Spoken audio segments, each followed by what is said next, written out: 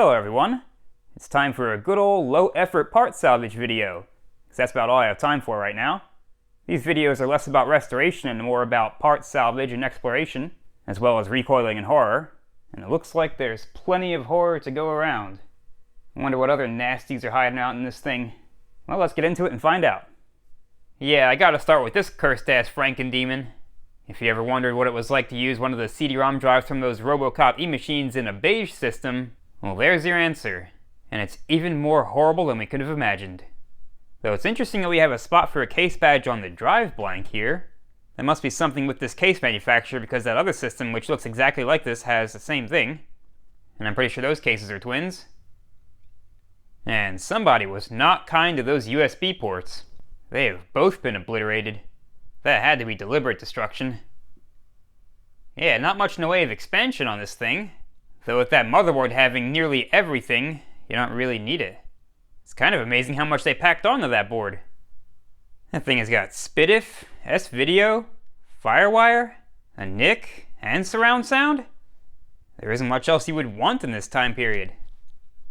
And now I'm kind of losing confidence on when that time period is, with that power supply purporting to be from 2011, unless it just happens to be something somebody swapped in. But I don't think I've ever seen an IEC connector break in that way. I guess the cord just got reefed downward? Can't imagine how else. And yes, I do have every intention on trying to put voltage in there. So stay tuned for the fireworks show. Hopefully. Alright, let's get this thing open. And this case is already seeming pretty flimsy. Not liking that so far. Some very thin sheet metal. And it's so light I didn't even realize there was a hard drive in there. I thought for sure this thing was stripped. Well, more stripped. And what is that under the hard drive? Oh, it's a freaking fan. Well, that's weird. And definitely a first for me. Well, I guess lower temperatures equals more better. We'll see if that hard drive turns out to be not dead. And this thing is newer than I thought. That's PCI Express. And there's something to be said about SATA and IDE coexisting peacefully, as well as a floppy interface. I like these boards, they kind of bridge the modern and retro world. However, there's something I am not liking. Many leaky little turd capacitors. Yep, not new enough to escape the capacitor plague. Let's just quickly decablify everything. 80 conductor IDE cable for a CD-ROM drive. Okay.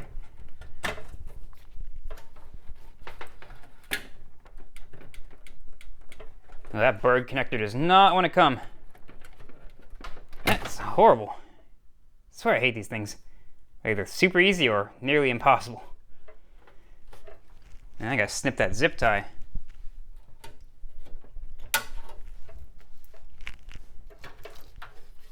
There's that hard drive cooler thing.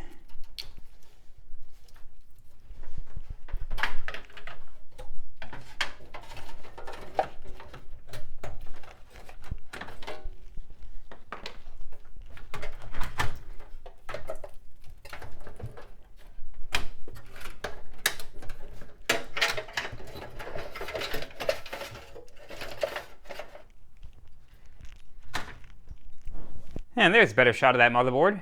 Made by ECS, model RC410-M.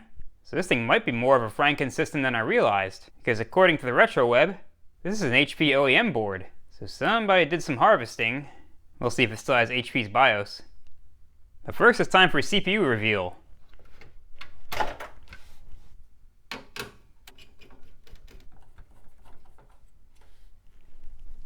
Generous with the thermal grease much?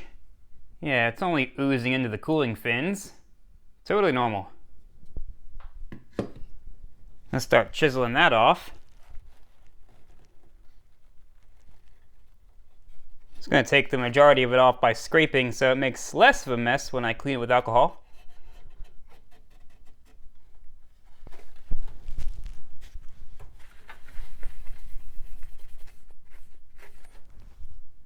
Oh, but it gets worse. It's a Heleron. Yep, Intel Heleron D, 2.8 GHz, 256K of cache, and looks like a 533 MHz bus. If I'm reading that correctly, it's really hard to read. Yep, that's what it is. Alright, that answers that question. Let's see what we have for RAM. 256 meg DDR2 from good old Micron, and the other one looks identical. Yep, indeed it is. Exactly as identical. Oh wait, that's what identical means. Alright, so 512 megs in here. Seems a little bit low for the DDR2 era, but okay. And I gotta say, I've never seen a heatsink that was so unfriendly to service. You can't take the fan off. Well, I mean you can, but you have to compromise these little spring clips, or ring clips, whatever they are. You'd have to break those off and then find something to replace them with. And there is absolutely no way that I can do that in a reversible way. Not with current tooling on hand. This system is just rife with wretchedness. Yeah, even the categories. So I'm just gonna scrape up the globs of thermal paste and just hit whatever dust I can get to topside, and that'll be it. Yeah, you know, this is just gonna be a minimum viable. Ain't going for perfection here. This system is cursed. Foxconn, emphasis on the con.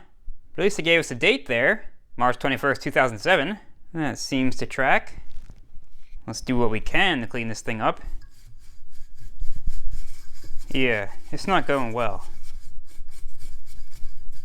See if I can get it from the back.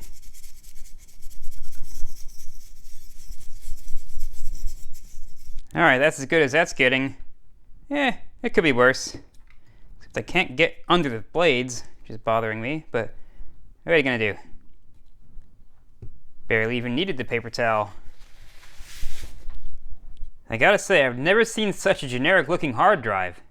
Can't say if that's good or bad, but it sure seems like this system's just getting worse and worse. I mean, it even has the word bad right in the model number. It's definitely a refurb something. I'm guessing Western Digital, since it looks kind of Western Digital-ish. From February 25th, 2008 though. Always nice to have some date evidence. Let's sweep this off carefully around that breather hole.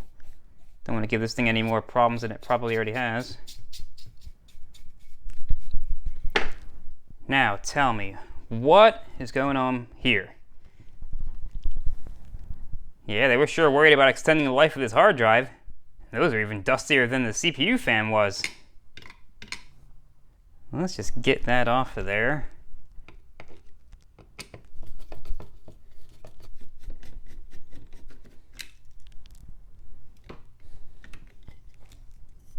Yep, Western Digital confirmed.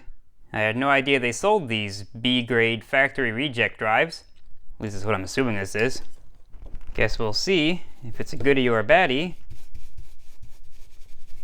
That dust is tough. It's like that ultra-fine molecular dust. Good enough. Okay, apparently they committed even more than just a crime against nature by putting this in here, because it ain't coming out. It doesn't move backwards, and it doesn't come forwards. I have no earthly clue what it's catching on. It's definitely not the drive blank. I guess there's a bezel that's just a little bit wide behind this bulbous outer face. So I guess we just have to use excessive force. Yeah, there we go. Yeah, that's what it is. It's just a little too sticky outy on the sides, which means they had to have smashed it in there because it does not go in easily. Wow. But there's its info.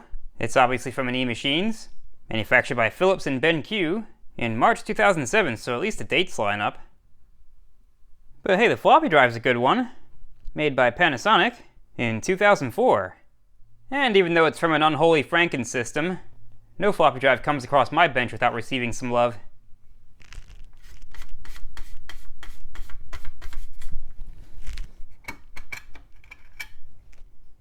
Okay, well at least it's not too bad inside. I guess that hard drive cooler hoovered up most of the dust. Yeah, just a wee bit in the front here. Now I'll just give it the old clean and grease. Nothing fancy. Heads are clean. Let's grease the greasy bits.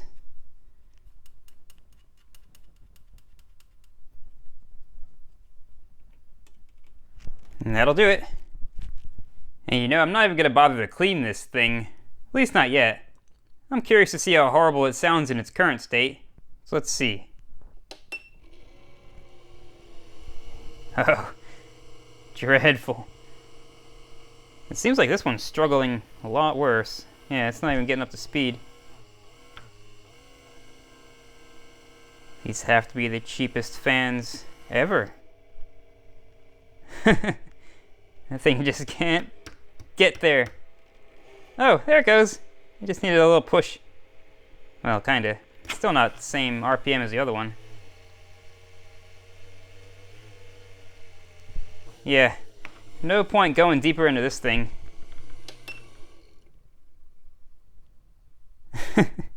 The difference in them slowing down. And quick update on the power supply date. It's actually from 2009. It's one of those stickers with the multi-checkoff things. So July 2009 to be exact, or exact-ish. And it's made by Chief Max and claims to be 650 watts, which I don't believe for a second. It is just not heavy enough to support that. And I love how specific they are. Select the right voltage. You should know what it is. Alright, let's see if this thing explodes. Oh, and by the way, don't do this. If the connector is damaged, just don't even bother using it. I am a trained professional in a closed course, and this is for entertainment purposes only. And there's no way on earth I'm going to use this power supply for anything else beyond this test. Alright, here come the volts. Whoa, we lived. And the voltages are okay. Let's see if she survives a 5-minute cook. And you know what, let's see if these survive as well. Why not? These sacrificial hard drives need all the help they can get.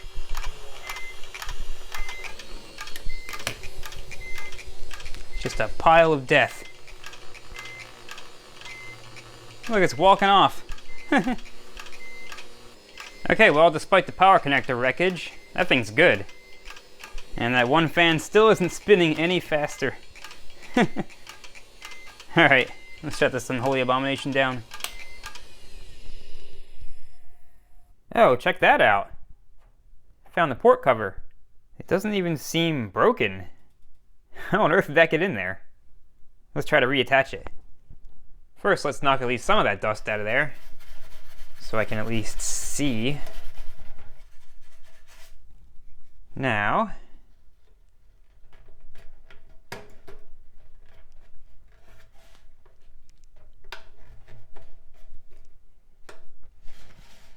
I can help it from the back here. No, that didn't work. Let's try the IC puller tool. That seems to do everything. Yeah, there we go. Is there anything these can't do? That thing was really hard to get on there. I'm surprised somebody was able to knock it off.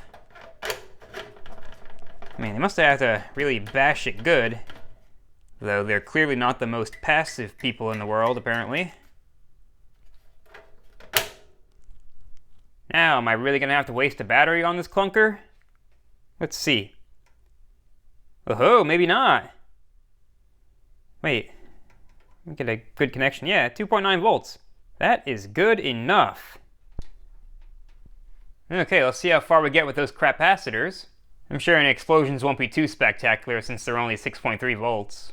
But don't be dashing my hopes like that. Alright, let's give it the boot. Oh, the hard drive sounds okay, and it's booting! And it does have the HP BIOS. It's got good old Windows XP. I was gonna say, if Vista showed up, I might kind of puke in my mouth a little. I'm like, this thing can't possibly get that bad.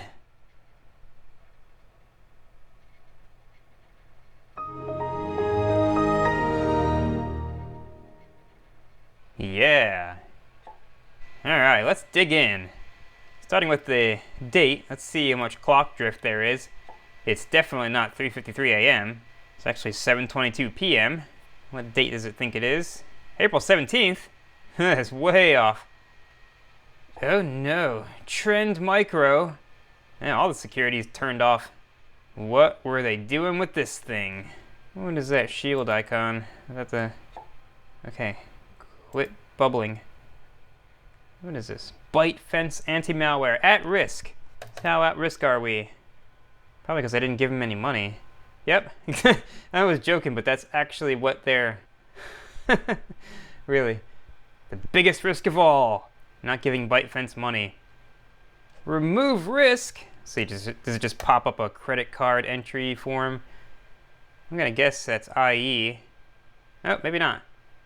Oh, it found an extremely sinister sounding screen snapshot tool. That does seem dangerous. Okay, go away. Oh, don't you worry. Byte Fence is still running, begging for money. What is Unicon? That rings no bells whatsoever. Invalid COM point number. Okay, so it probably wants a hardware license key or something. But, okay. That is horrible contrast. I don't know if that shows any better in the capture, but I can barely see it. Daystar Electronic? Okay, so I'm guessing Unicon is a device of some kind. Let's get some help. What the devil is Unicon? That doesn't help. Give me some actual help. Thank you for purchasing Unicon. It's just talking about the software. What the devil is a Unicon? Oy, go on. Yeah, this is just raising more questions than answers. Okay. Still don't get it. There's at least one club to find. I had to enter more clubs. This is... Okay, I'm gonna have to Google it, because the help is no help. Okay, apparently that website still exists, but it still doesn't say exactly what this is. I'm gonna guess it's some kind of bird tracking software? Or combination hardware and software? Let's see if the frequently asked questions can help. Yeah, that doesn't help at all. I've never seen something go out of its way to not describe what it does. Okay, there's Unicon clocks involved. I gotta tell you, I find the weirdest things on these computers. Well, let's search, I guess. Okay, well, there's something from that Disassembly Electronic. Electronic pigeon timing. Does this ever stop getting weirder? How do you time your pigeon? Unicon's reading stations and registration computers enabled a simple automated identification and tracking of several hundred birds. Okay, so those are little bands that go around their little bird legs. Huh. Well, that's the last thing I expected to be on this computer. I guess it maybe belonged to a bird sanctuary or some kind of bird scientist. Alright, maybe something else on that computer can help resolve this mystery. So I wonder, is there any saved bird data in here? If there is, this program doesn't make it easy to access. Well, let's dig deeper. And yeah, this definitely seems like an original HP image. So I guess they just transplanted all the guts. Whoa, Ares! That was a file sharing program. Or at least the Ares I remember was. Yeah, it was spelled just like that too. It was like a Napster / Kazaa type program. But it ain't on there. Let's see what the homepage looks like. Or at least get the URL. Oh wait, isn't that Ares running there? Yeah, it is Ares, the file sharing program. So who was pirating stuff while tracking birds? But that looks nothing like the Ares I remember. This is all Vistified. Let's see, what's in their library? Would you like to choose a nickname now? No. Well, he didn't download much. See if there's any search history. No. I wonder why they had it on here if they weren't using it. That's weird. Just another mystery on the pile. And yeah, Ares was open source. That's right, it was on SourceForge. Didn't expect to see that on there.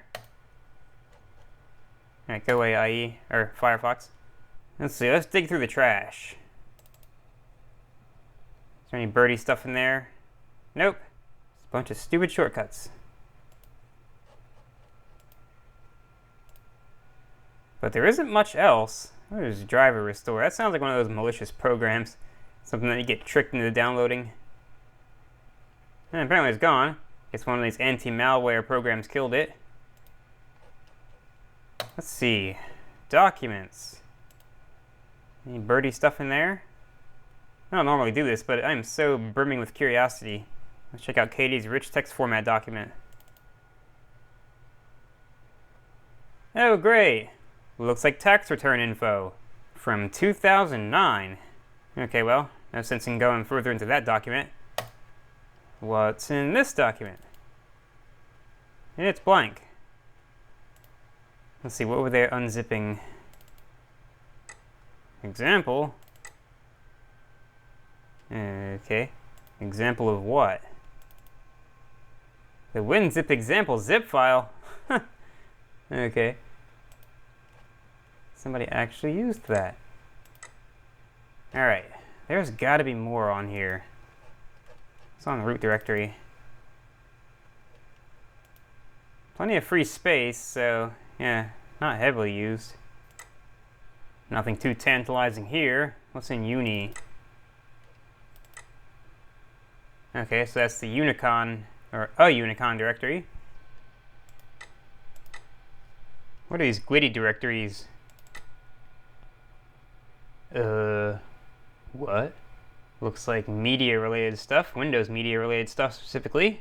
Let's see, DRM drivers. What's in the other ones? Silverlight. Oh god, I remember that. Wasn't that supposed to be Microsoft's Flash killer or something? Alright, so I guess these are all going to be installer temp directories for some reason. You know, these are probably Windows updates. Why are they getting written to the C drive, though? That's weird. So there's really nothing else on here, huh? What is one system care? That sounds ominous, too. Yeah, it looks like one of those fake malicious programs that got removed. Maybe they were using Ares and just indiscriminately downloaded everything with no thought given to malware.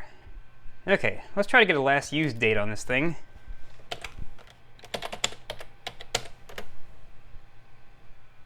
We already know they were doing their 2009 taxes on it. System. Okay, so it was booted up in 2023, or around 2023, considering the clock drift. Somebody was really using it in 2023. Alright, we jump down to 2021, and looks like daily use until 2021. This thing just gets weirder and weirder, okay. And then it falls back to 2018. How long does this go on for? Okay. 2018 and 2016, so they use it like every 2 or 3 years. Let's go all the way down. Okay, so 2016 is definitely consistent use. Huh. They're using this thing all that time. I guess somebody's got to track them birds. Alright, so what is this text file here? DXVA SIG. It's blank. Okay. How about this PDF? Importing electronic clocks. Okay, so that's for that Unicon program. Okay, ancient version of Adobe. Alright, documentation on the bird tracking program. Open WinBird. Okay. Yeah, why not? What are these? UFW stuff extracting zip files from 2009.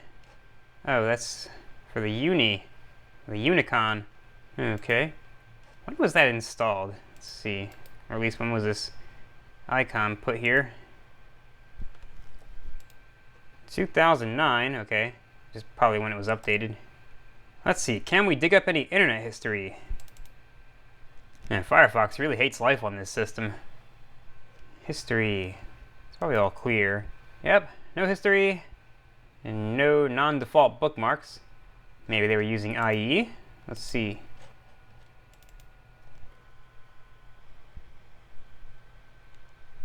Okay, this looks a little bit more heavily used. I see a bird icon. What is that? Pigeon what? Go away. You're not going to be the default ever. Pigeon Paradise. Yeah, they were definitely in the birds. See if that's cached in here. Nope. Alright. In the favorites. Oh, there's lots of... Okay, so we're into pigeon racing. I had no idea that was even remotely a thing. American Racing Pigeon Union. And I guess they're into dog breeding too. Alright, so this is providing some answers. And we're just a regular pigeon wrangling cowboy. Okay. Alright, we picked up some more clues. Let's see, how about pictures? You'd think they'd have at least one picture of those birds. There's a video file. Do you have anything to play it with? I know I saw Windows Media Player on there. Unless it can't play MP4s. Ah! No codec. Let's try to play it anyway. Watch your ears. Yeah, that ain't happening. Wow, that triggers some core memories. That interface. Remember how slick and futuristic that looked? Alright, we gotta try to play that file, if it's playable. How big is it? 293 kilobytes. From 2015. Let's see how backwards compatible a USB 3.0 really is. It sees it. And wants to install a driver. That should go well. Oh, found something. Do it.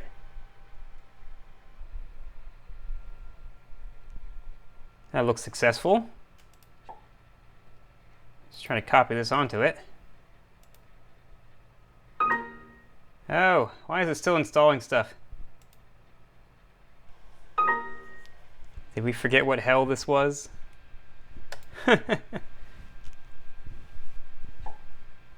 Alright, finally, our hardware is allegedly ready to be used. Oh, that was a Knoppix USB stick. Alright, at least it works. Let's eject that. What, no safely remove dialog? Safely remove it. I thought that was what eject did. There we go.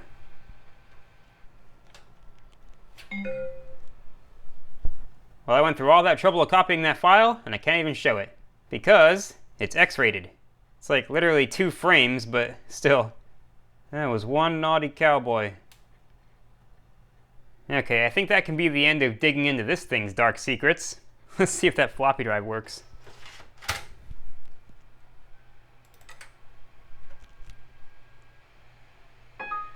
Oh, maybe not. I know that disk is good. Let's not format it. Try another one.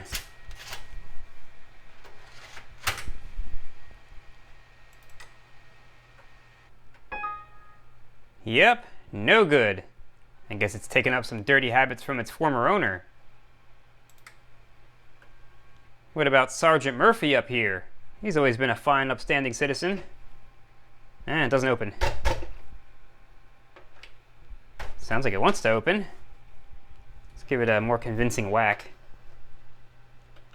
And now it's not gonna even clunk. Okay, fine, I'll be gentle.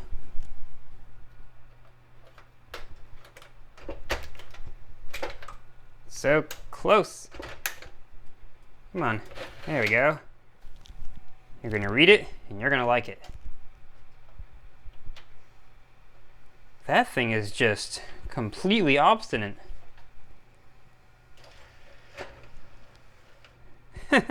Come on, just do it. That's definitely a bad belt. Sounds like it's wanting to spit the disc back out. Oh, no, sounds like it's reading it. Well, struggling to read it.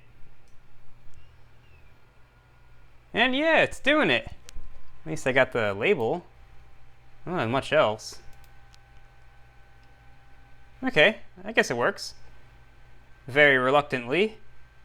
Let's try copying some stuff off of there. See if it can handle a workout. I'll just pollute this desktop.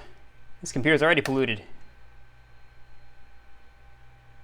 Yep, copying just fine. Or it was. Now it seems error-y. Okay, no, here it goes. Alright, so it works. It just refuses to open. Let's see if I get my disk back. Yep, nope. I heard the clunk of rejection. There we go. Oh, that was good timing. Alright, let's shut this thing down.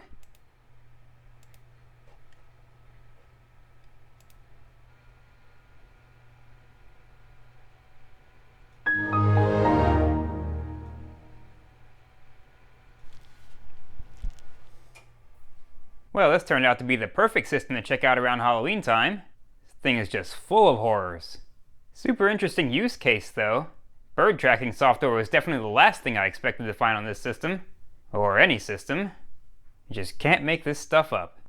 Just never know what you're going to find on these things. And shout out to those capacitors for holding up during the test. I'm sure they wouldn't hold up during any real system load, but it got us to the finish line. Let's move on to the next system. And this system is just like the last one, except way worse. At least in terms of the case. It's all dinged and dented. It's been through it. It's also almost completely stripped, with not much left. And we have a case badge. wintergreensys.com. Yeah, I checked. That site is gone. Oh, wintergreensys didn't make it. At least there was no violence done to these USB ports. Although that port cover is long, long gone, as most of this system is. And here's the back. This is another heavily integrated motherboard, though with far less advanced onboard sound. However, it looks like they corrected that. Got some interesting looking sound card there, though definitely a more modern one. No love for the humble game port. And that sticker is somewhat similar to the one that was on the last system, though I'm not seeing any cohesion with model or serial number. But I wonder if these systems are related. But obviously we're not going to be able to tell based on software, because that hard drive is long gone, though that motherboard is quite different. It's a little bit older, having DDR1 and AGP, but at least all the capacitors look okay. And here's the flimsiness of this case shining through. Got dents on both the drive cages. This sheet metal is just so impossibly thin, it's like you can just take the thing and crumple it up, like a soda can. Yeah, just isn't great. And what on earth is that? Okay, it's an IDE to SATA adapter. I don't know why they would need that, because this motherboard has SATA. Yeah, I don't get it. Unless they had more than 2 SATA drives in here. Let's just get this out of the way. There's 2 AD conductor IDE cables here. Because they had this thing loaded with drives. Let's see, what else do we have here? It's like a Molex splitter. That could be useful. And an LC fiber connector. Yeah, this is for fiber optic networking, which you would typically find in a server room or a data center. Can't tell if it's single or multi-mode. It's probably just some e-waste debris. And that looks like the extent of the garbage. Let's move on to that sound card. Looks like all the peripherals are held in with this plate here. Just held in with these 2 screws, which have different thread pitches. That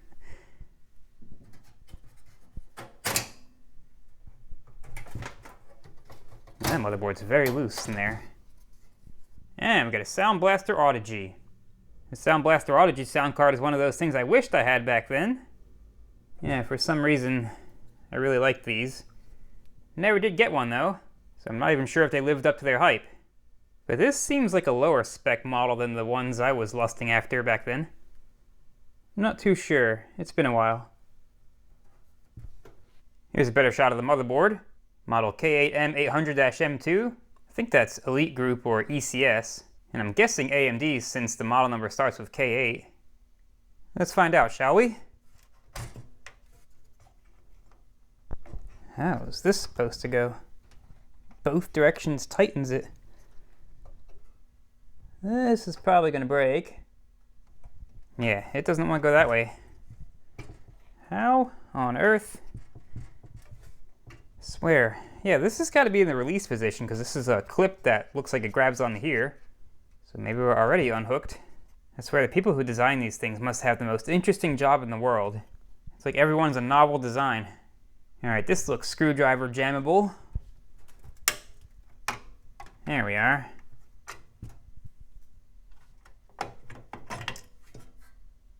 And yep, that's an AMD Sempron. And I'm pleased to see a sane amount of thermal grease was used. Not a whole lot of offside squeezins going on. Very sensible. Don't get to say that very often. Let's clean that thing up.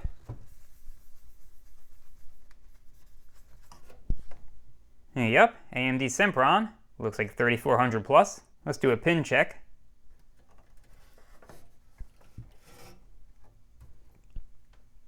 Looking good. Let's just get that back in there.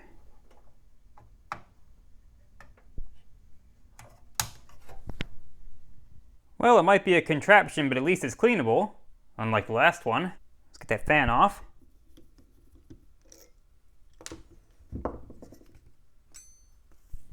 That was dirtier than it let on. I also have to get this piece off.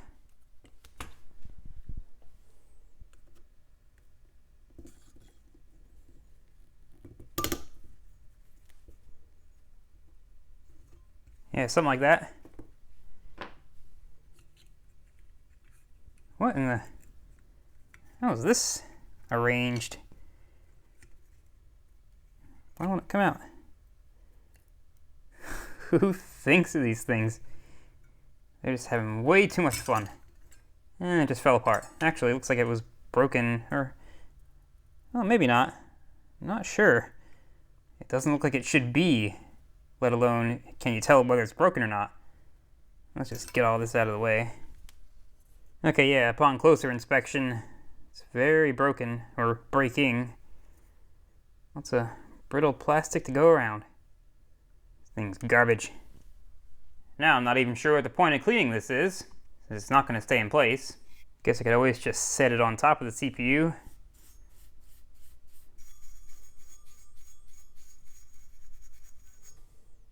This thing is turning out to be way dustier than it looked.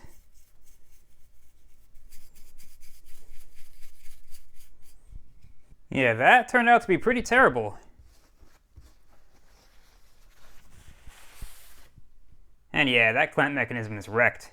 There's no amount of gluing or schmooing that's going to save that thing. It's just way too brittle. And this fan seems like it sucks too. And not in the way a fan's supposed to suck. Let's see how bad it is. Oh yeah, thing sounds horrible. That bearing is gone. Alright, I got this thing contractified for some minimum viable running. Not even sure if that CD-ROM drive works. But I didn't label it, so maybe it does. Alright, let's boot it up. Let's give it some power. No def. Let's see. Get a CD in there. Hey, sounds like posting. Sure is.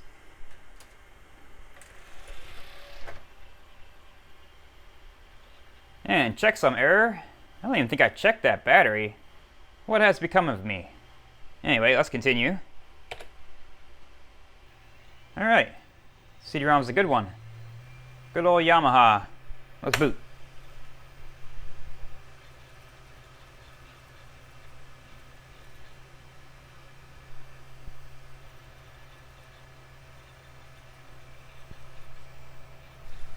Man, this thing's booting up pretty quickly.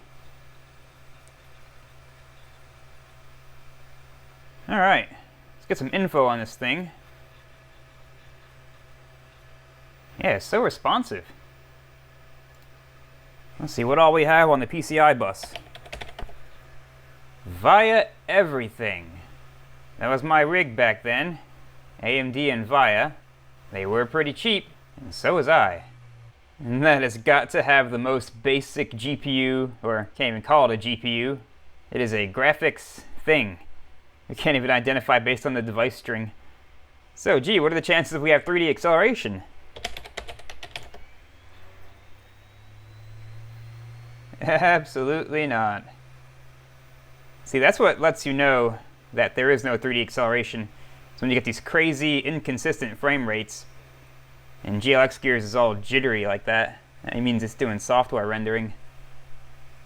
It's actually not doing too bad in software rendering, but that's how you can tell the GPU is not involved at all. Not a gaming machine, at least with the onboard. But I'm liking how quick this thing is. Get some CPU info. There's the Sem Chronicles, single core running at 2 GHz. Yeah, I would have been happy with it in 2006. But you know, I didn't hear a startup sound out of that Audigy card. I wonder if it's using the onboard sound.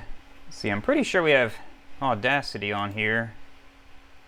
Shouldn't it be in, ooh, multimedia? Yeah, there it is. Should be able to choose the output device and maybe test its recording abilities. That was really the main draw for me for the Audigy, is to have cleaner input. Let's see. Well, I'm going to look very well populated here. Nope. Can't tell what it's taking input from. See if we can't even record. What is that? That's a horrible square wave. Might be asking too much of old Canopics from 2005. It's probably the highest amplitude noise I've ever seen. Let's see, can we play that back? Yeah, we're not playing. Let me move to the onboard sound.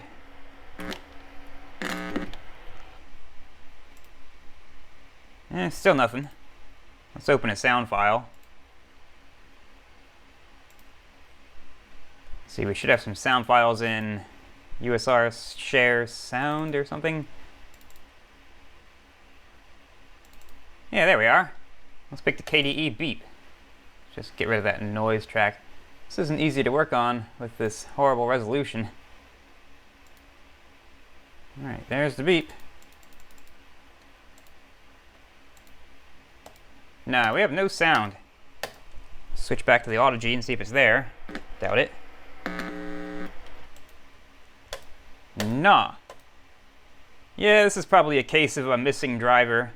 That Audigy might be a little new for this version of Canopics. Oh, and in case I failed to point it out earlier, literally every single motherboard screw in here is cross-threaded, and the board is just kinda sitting in here out of habit. Which means I guarantee that these are the wrong thread pitch. Oh no, that's just taking the standoff with it. Better not do that. That means they really cross-threaded it home. Just put that back. We'll deal with that in some future iteration. Actually, you know what? Let's go ahead and liberate this board. I have every expectation that these standoffs are all cross-threaded, so they're all going to come with. I have to be extra careful. Alright, that one is out. And these I'm going to have to go back and forth so I don't flex the board too much. Alright, is that it? Let's see. Nope.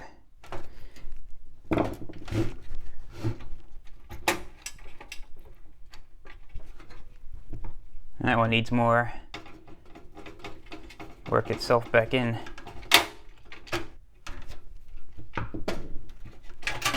There we go. Now let's get rid of those standoffs.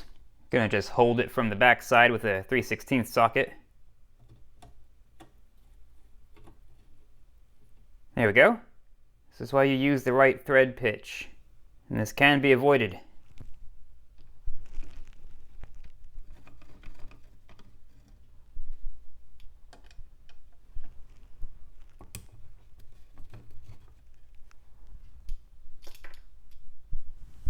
The operation was a success. Okay, let's wrap this thing up. So what do we get? A somewhat decent AGP motherboard, an Audigy sound card of unknown usefulness, and that's about it. I could use this case as spare parts for the other case, but I really don't like either of them. They are just so flimsy.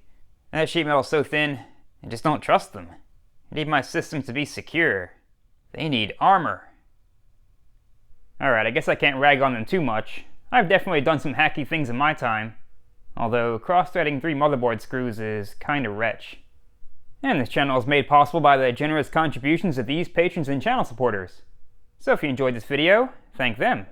That's where the funds to buy these things comes from, and I appreciate every single one of them. But that's all for this video. See you next time.